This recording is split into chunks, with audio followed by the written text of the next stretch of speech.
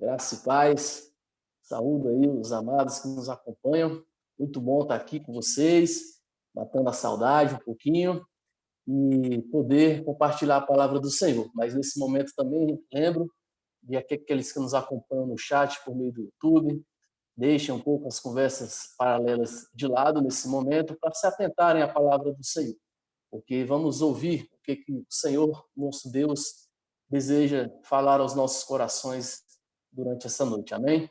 Queria convidar os irmãos a abrirem a palavra do Senhor, a carta de Paulo à igreja de Filipos, Filipenses, capítulo 2, versículo 14 ao 16.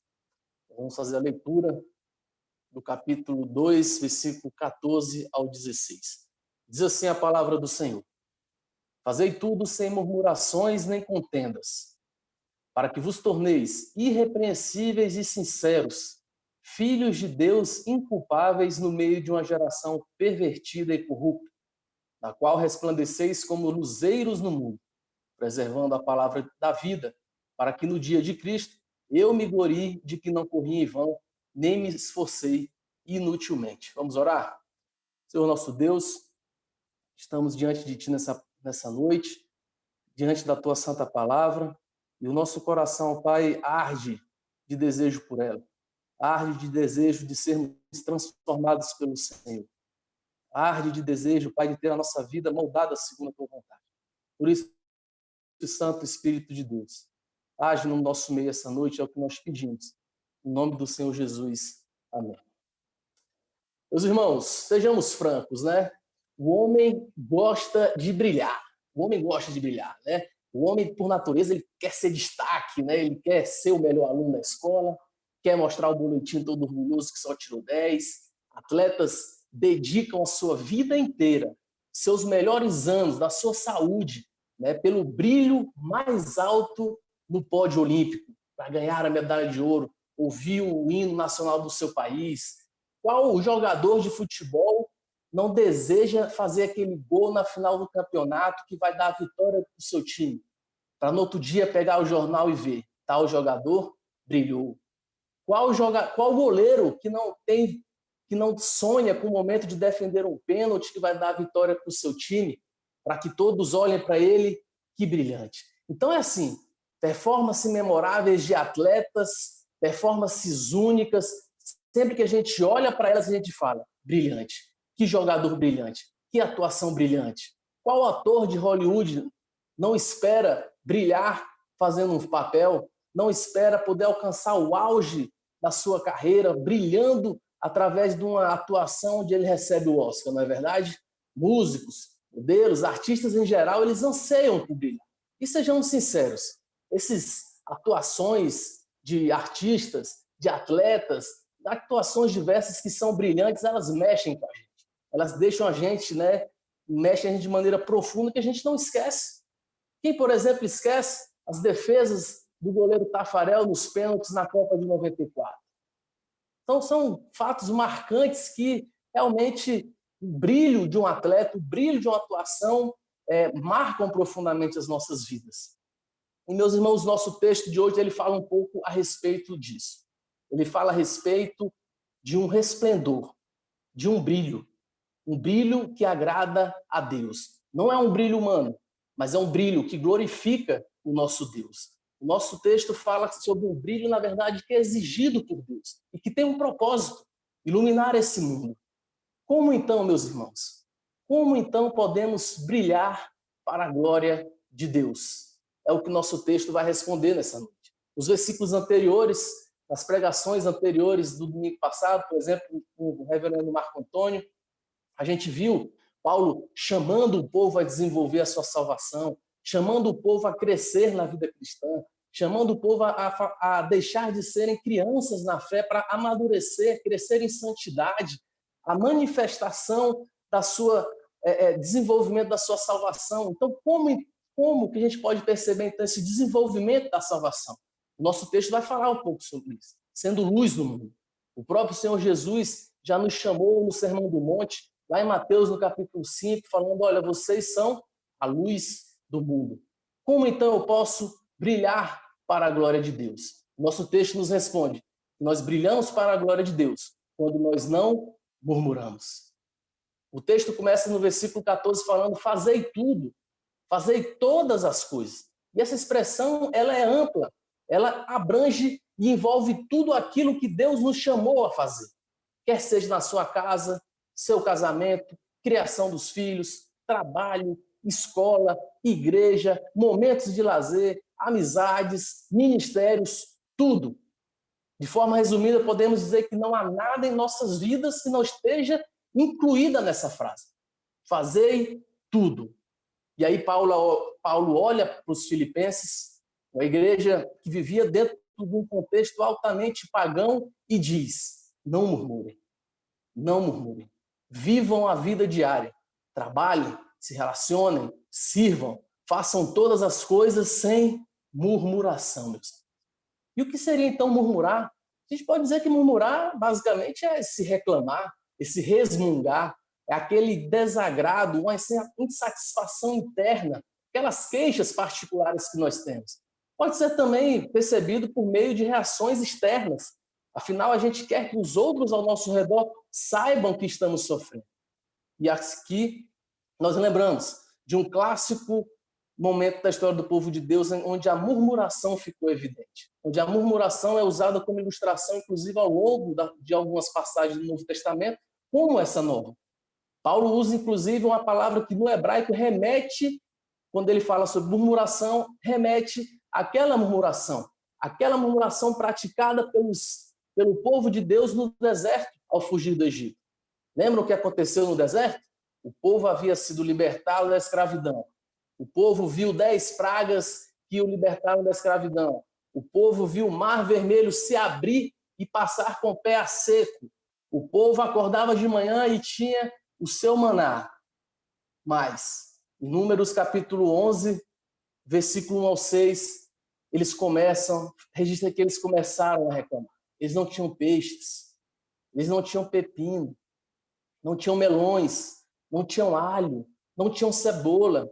Murmuradores, meus irmãos, pessoas reclamadoras, insatisfeitas.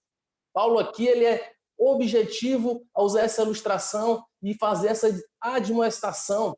Não é à toa que lá na frente, quando ele vai falar sobre uma geração perversa e deformada, ele inclusive usa um cântico de Moisés em Deuteronômio 32, no versículo 5, que registra a reação do povo naquele instante. O povo que era geração perversa e deformada. Meus irmãos, que poderosa lembrança para a igreja daquela época que ouviu essa mensagem de Paulo e para nós essa noite. Murmuradores rebeldes não são filhos de Deus, eles vivem na escuridão. Não importa, meus irmãos, a circunstância. O murmurador sempre vai murmurar qualquer condição. Ele vai murmurar se ele é escravo, ele vai murmurar se ele deixou de ser escravo, ele vai murmurar se a vida está totalmente sem problemas, ele inclusive vai arrumar um motivo de murmurar. Porque o coração do murmurador é assim. É um coração que não há gratidão, não há satisfação, não há deleite na presença de Deus. Se o sonho é casar, quando casa, reclama que agora é difícil. Se o sonho era ter um filho, quando tem um filho, agora reclama que não tem mais tempo, que o filho consome muito tempo, que dá trabalho. Se está desempregado e deseja um emprego, quando arruma um emprego, agora o chefe é chato, estou ganhando pouco, estou trabalhando muito, o salário não está sendo condizente. E na igreja é a mesma coisa, sempre tem algo ruim. Se eu estou ouvindo o sermão do pastor, e aí ele conjuga um verbo errado, pronto. Motivo suficiente para eu começar o meu murmúrio e não prestar mais atenção em nada. Se tem uma microfonia, fim dos tempos. Se o pessoal do louvor desafina, acabou. Não consigo mais prestar atenção. Doeu meus ouvidos. Então, nós estamos vendo que...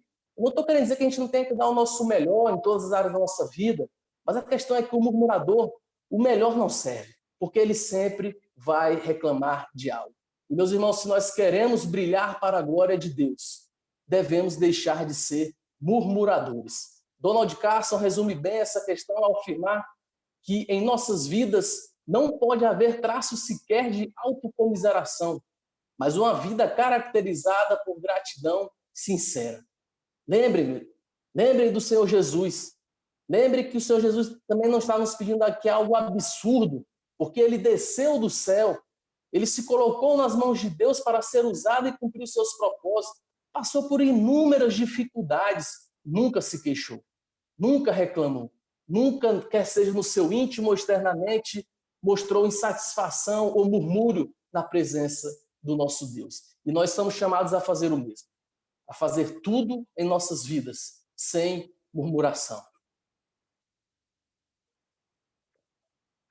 Também, meus irmãos, brilhamos para a glória de Deus quando nós não contendemos. Então, o que é contender? A origem da palavra do grego contender, ela vem da mesma palavra que nós conhecemos hoje de diálogo, né?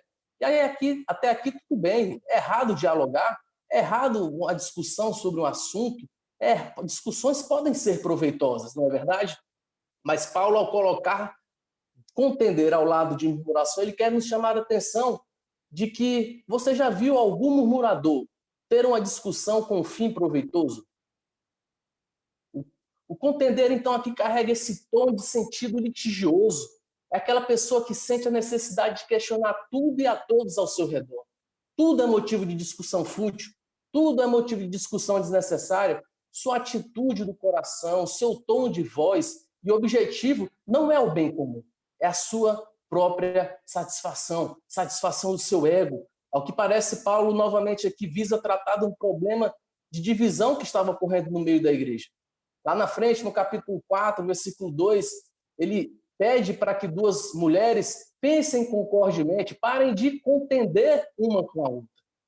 Em outras cartas, Paulo também é bem enfático quanto a essa necessidade de não viver a contender. Em Tito, no capítulo 3, versículo 9, ele fala para se evitar discussões insensatas, genealogias, contendas, debates sobre a lei, porque não têm utilidades e são fúteis. Mais à frente, ele continua falando, evite esse homem, porque ele é faccioso. Evite fábulas judaicas. Em 2 Timóteo, ele também fala para Timóteo, olha, no capítulo 2, versículo 16, evite igualmente falatórios inúteis e profanos. Então, meus irmãos, essa é a importância. Não ser um homem que vive a contender, porque contender destrói essa unidade da igreja, assunto que Paulo tem tratado com bastante ênfase ao longo da sua carta. Não há como brilhar para a glória de Deus se nós vivemos a contender com partidarismo, com discussões que geram problemas de unidade no meio da igreja, com discussões que geram divisões no meio da igreja. E é com pesar, infelizmente, meus irmãos, que falhamos muito nesse sentido, porque muitas igrejas ficam em disputas desnecessárias, ignorando que fazem parte do mesmo reino. Não estou falando de igrejas, eu estou falando, na verdade, de igrejas fiéis, né? Não estou falando dessas seitas, desses falsos evangélicos. Mas, infelizmente, muitas igrejas ficam brigando com discussões e com partidarismos entre si desnecessários. Irmãos brigam por causa de time de futebol, irmãos ficam brigando por causa de política e rede social, irmãos ficam brigando por causa de doutrinas que não são essenciais. Certamente algumas doutrinas são centrais para o nosso evangelho, para o evangelho do Senhor Jesus, e nós devemos lutar por elas. Mas existem doutrinas, meus irmãos, que são acessórias, que não são essenciais. Tem gente, meus irmãos, também que para todo ministério que vai na igreja arruma confusão. Onde trabalha na igreja gera desgaste com outros irmãos. Pensa comigo, meus irmãos. Se é assim na igreja, essa pessoa arrumando confusão em todo canto, imagina nas outras áreas da vida. Dessa forma, não há como brilhar para a glória de Deus, se você é alguém que vive a contender.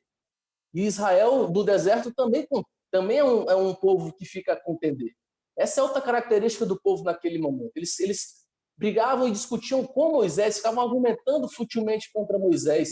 E Russell Shedd nos dá um aviso importante, que rebelião intelectual interior que temos, questionando circunstâncias, posicionando contra pessoas, mas na realidade colocando-nos contra Deus. O povo no deserto, naquele instante, reclamava, murmurava contra Moisés, mas Deus se ofende, porque Deus sabia que eles estavam se ofendendo era contra o próprio Deus. Eles estavam murmurando e contendendo contra o próprio Deus. Não murmurar e não contender, meus irmãos, são adornos do testemunho cristão.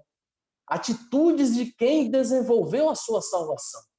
Crianças espirituais são murmuradoras e que ficam causando divisões no meio do povo de Deus. São os que não crescem em santidade.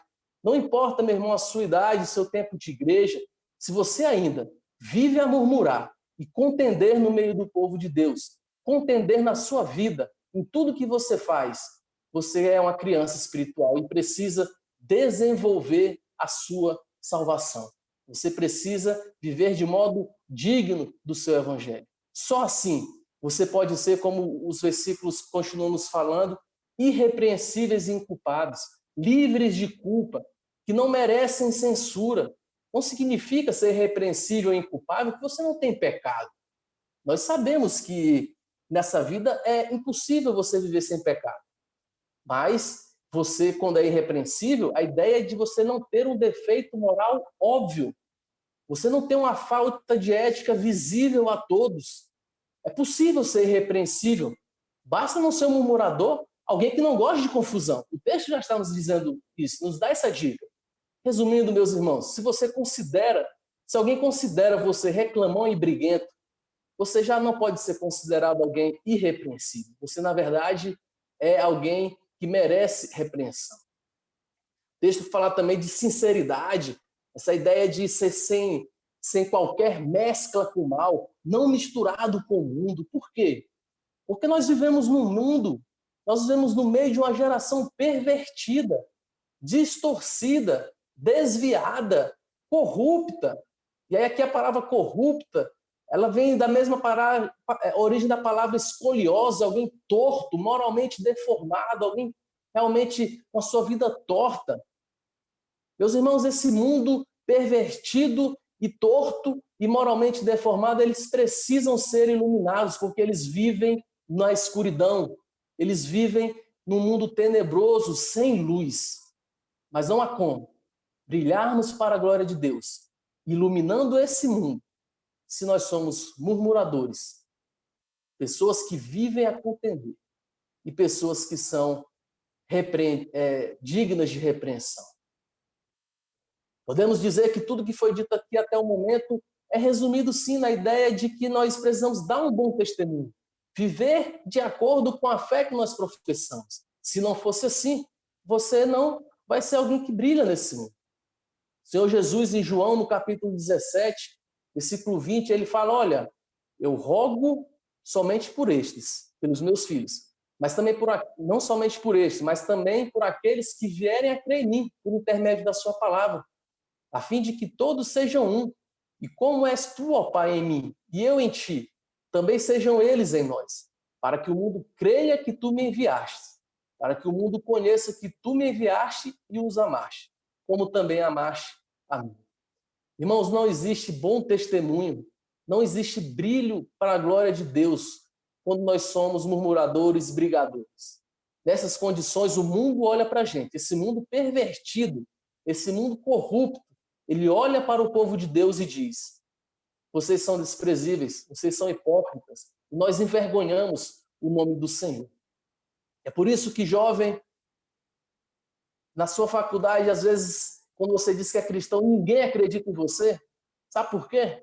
E toma até um susto quando você diz que é crente. É porque você não tem brilhado para a glória de Deus. Você não tem vivido de maneira digna desse evangelho. Você tem sido alguém que não tem dado um bom testemunho. É por isso que muitas vezes cônjuge não cristão rejeita a ideia de seguir a Jesus. Porque o cônjuge que deveria ser irrepreensível, sincero, inculpável, é pior do que o cônjuge que é ímpio. Irmão, por isso não fique ofendido se no meio do povo de Deus a sua consagração é questionada. Você tem vivido de forma infrutífera, não tem desenvolvido a sua salvação, o seu viver não é digno do evangelho. Não se ofenda se as pessoas não acreditam na sua conversão. Você não tem brilhado para a glória de Deus. Você, na verdade, tem sido igual ao mundo, pervertido e corrupto. Precisamos, meus irmãos, ser diferentes do mundo. Precisamos, na verdade, brilhar nesse mundo, não sermos iguais a ele. Por isso que também nós brilhamos para a glória de Deus, quando nós não murmuramos, quando nós não vivemos a contender e quando nós proclamamos a palavra do Senhor. O versículo 16 diz que preservando a palavra da vida. Uma versão da NVI diz que é retendo a palavra da vida. Não pense que essa ideia de preservar e reter é você guardar as 7 chaves para não perder essa palavra da vida. Não é isso. Os comentaristas, na verdade, dizem que o verbo utilizado para essa palavra utilizada para reter, preservar, era utilizada no grego secular como alguém servindo um vinho a um hóspede.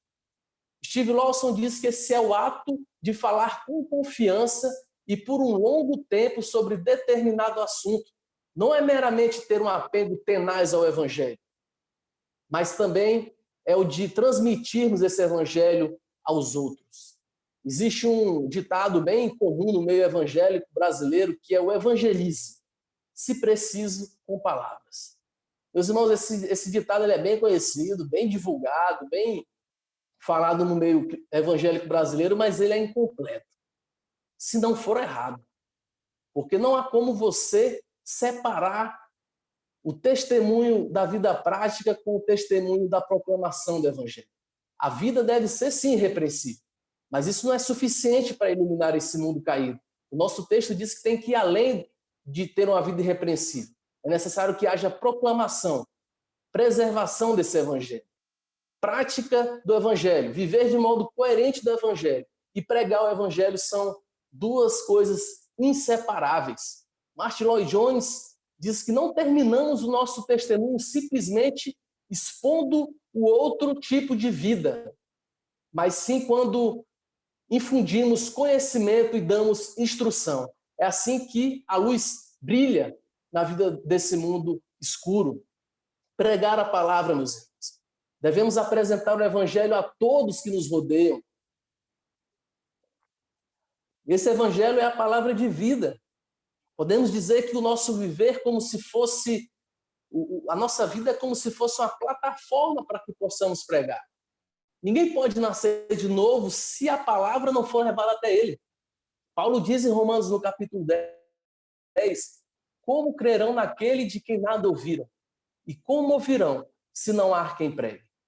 John MacArthur diz que a doutrina sem caráter correto é hipócrita e ineficaz. Assim também o viver correto é ineficaz se os crentes não estão proclamando a verdade do santo evangelho.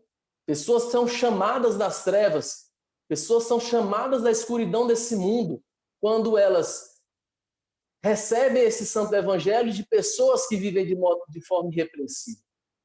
A confissão de fé de Westminster diz que Deus é servido no tempo por ele determinado e aceito, chamar eficazmente pela sua palavra e pelo seu Espírito.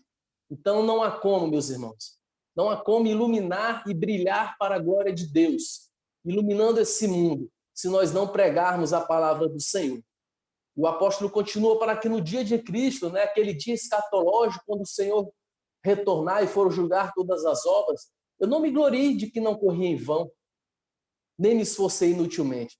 E aqui não pense que o apóstolo está tendo um momento de alta exultação. Não pense isso. Pense simplesmente como Paulo deveria se alegrar por ver que seus filhos espirituais estavam progredindo na fé, estavam crescendo na fé.